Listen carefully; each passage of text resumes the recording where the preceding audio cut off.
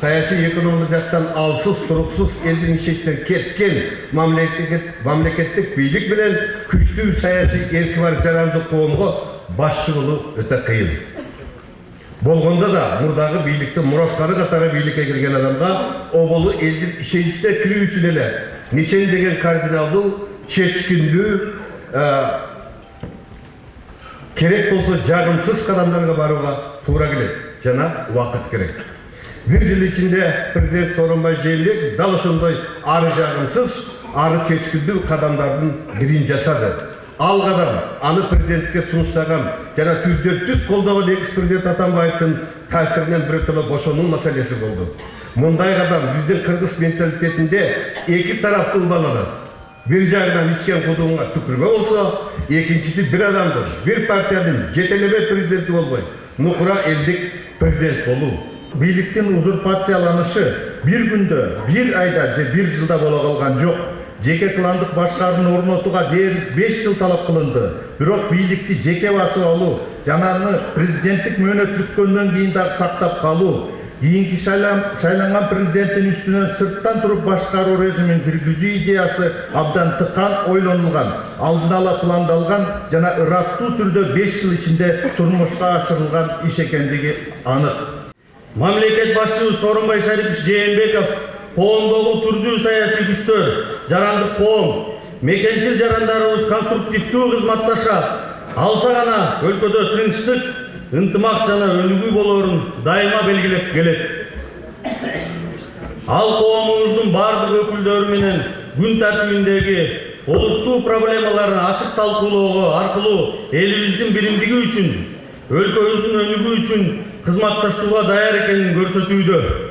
Кыргызстанда бийлик бутактарынын тең салмактуулугу сакталган эмес. 27 жыл бою сакталбай келет. Тилекке каршы биз бүгүн ачуу болсо да айтып коюшубуз керек. Азыркы президенттин убагында дагы сакталган жок бул. Бул адилеттүү сөздү айтышыбыз керек. Президенттин өкүлдөрүнө, президентке эгерде силер бийлик бутактарынын тең салмактуулугун сактаганга шарт түзбөй турган болсоңор, өзүңөр ошону сактаганга аракет кылбай турган болсоңор, Атамбаевдин тагдыры, Бакиевдин тагдыры азыркы президентти да күтүп турат. Бул жакынкы жылдарда эле келип калат. Өткөн президент менен күрөшкөн жеңил, өткөн президентти жамандаган жеңил. Азыркы президентке адилеттүү сын айтуу оорураак болуп эсептелет. Биз муну да айтышыбыз керек, урматтуу курултайдын катышуучулары. Урматтуу президент мырза, бийлик бутактарынын тең салмактуулугу ар бир мамлекет үчүн, ар бир улут үчүн маанилүү болуп эсептелет.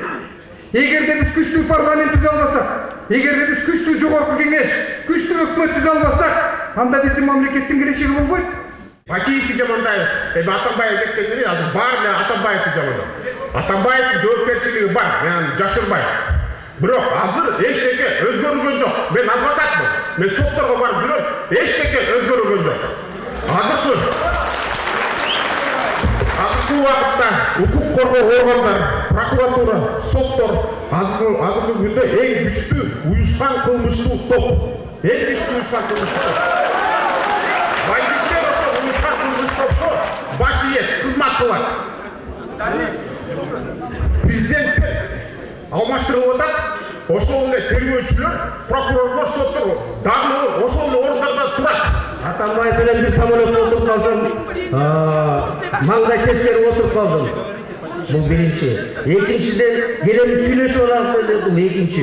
Үчүнчүдөн мына бүгүнкү болгон курултайда мына ушул болуп аткан, айтып аткан сөздөрдү бар мен бетине чачпай төкпөй, чачпай 3,5 саат ичинде айтып бердим. Ошол бүгүнкү курултайдын чечимин да айтып бердим. Мына мындай болосуң. Акыры камаласың деди. Макул деди. Ошо камалганга да бул киши даяр экен. Колубузду түшүргүлө, калыс, бирөө, экөө, үчөө, төртөө санагыла. 5, 6. Каршы. Атамбаевдин иши канаттандырылык эмес деп табылгандан кийин, анын үстүнөн кол тийбестиги алынсын деген мыйзам долбоорун жогорку кеңеш кабыл керек. Ошондуктан экс-президенттик деген кол тийгиштик алынсын деген сунушту мен добушка коем.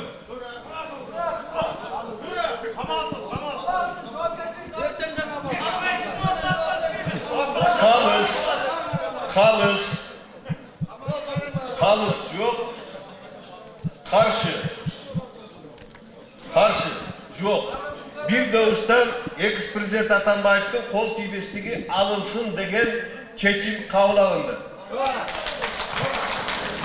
Турнук мырза, азыр бул жакта курултай жыйынтыкталды, анан бул жакта кабыл алынган чечимдер канчалык реалдуу ишке ашырууга? Мен ойлойм, реалдуу деп эсептейм, анткени өзүңөр көрдүңөр, Атамбаев боюнча кол тийбестигин алуу боюнча, башка боюнча чечимдер кабыл алынды. Эми муну бул боюнча бүгүн курултайдын чечими болгондон эми тиешелүү бир орунда Генеральный прокуратурага жогорку кеңешке баарына кайрылабыз. Потому что бул орг комитет эми аткаруу комитет түзүлдү. Ошол негизде тиешелүү жерге кайрылабыз. Ошол боюнча чечим кабыл алынат. Тем более биз 7 апрелде кайра курултайды коюп атабыз. 6 айдан 5 айдан кийин кайра контролдойбуз. Эгерде ушул бийлик аткарса, азыркы бийлик аткарса, анда жакшы, аткара баштаса. Анан аткарбаса, анда мындан да кыйын болот. Потому что элдер уже башка жака стереканы бура баштайт. Ошол жери бар да. Эски бийлик менен жаңы бийликке баа берилбедиби? Бул мындай эки жактын тең бардык иштерин каралып, мындай жакшы эле баа берилди деп ойлойсузбу? Мен ойлойм, акыйкат эле баа берилди деп ойлойм. Азыр Атамбаевка баа берилгенде бир 5-6 киши каршы болду. Мисалы жана канаттан эмес дегенге. Бирок көбүнчө эл бул жерге келгенде адамдарда жөн келген жок да, туурабы? Алар дагы көй менен келип атышат. Курултай шайланып келип атат.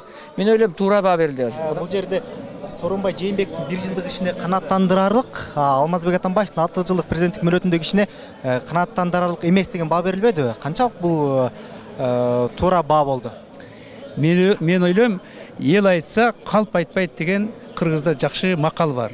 Ушул жерден отургандардын бардыгы 100% ошол сунуштарды колдоп берди. Мына мурунку президент жөнүндө айтып кетсек, анын иштери бардыгы азыр чыгып атат.